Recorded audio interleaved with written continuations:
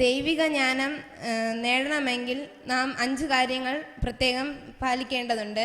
അത് പറഞ്ഞിരിക്കുന്നത് ജ്ഞാനത്തിൻ്റെ പുസ്തകം 6-ാം അധ്യായത്തിലൂടെയാണ്. ജ്ഞാനത്തിൻ്റെ പുസ്തകം 6-ാം അധ്യായം 11-ാം വാക്യത്തിൽ പറയുന്നുണ്ട്, ജ്ഞാനത്തിൽ അഭിലാഷം അർപ്പിക്കണമെന്ന്. അപ്പോഴും നമ്മൾ ജ്ഞാനം നേടണമെങ്കിൽ ദൈവവചനത്തിൽ അഭിലാഷം നേടണമെന്നാണ്. അപ്പോൾ നാം ജ്ഞാനം നേടണമെങ്കിൽ ആദ്യമായി ചെയ്യേണ്ടത് വചനം വായിക്കാനും ദൈവവചനം കൂടുതലായിട്ട് പഠിക്കാനും അത് ബൈഹാർട്ടാക്കാനും നാം ശ്രദ്ധിക്കണം. അത് കഴിഞ്ഞിട്ട് ജ്ഞാനത്തെ സ്നേഹിക്കണം.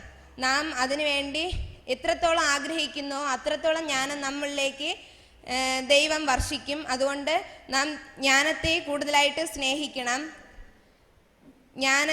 അടുത്ത് ജ്ഞാനത്തിൽ അഭിലാഷം അർപ്പിക്കണം.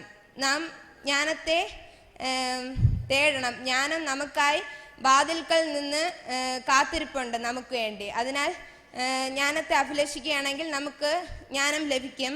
അതുകൂടാതെ തന്നെ പ്രഭാതത്തിൽ ഉണർന്ന് ജ്ഞാനത്തിന് വേണ്ടി പ്രാർത്ഥിക്കണം.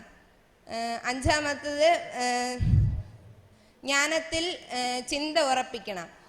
അങ്ങനെ നമ്മൾ ഇത്രയും കാര്യങ്ങൾ നമ്മൾ ചെയ്യുകയാണെങ്കിൽ നമുക്ക് എന്തായാലും തീർച്ചയായും ജ്ഞാനം നമുക്ക് വേണ്ടി കാത്തിരിക്കുകയും ചെയ്യും, നമുക്ക് ജ്ഞാനം ലഭിക്കുകയും ചെയ്യും. ശരിക്കൊന്ന് കൈയടിച്ചേ.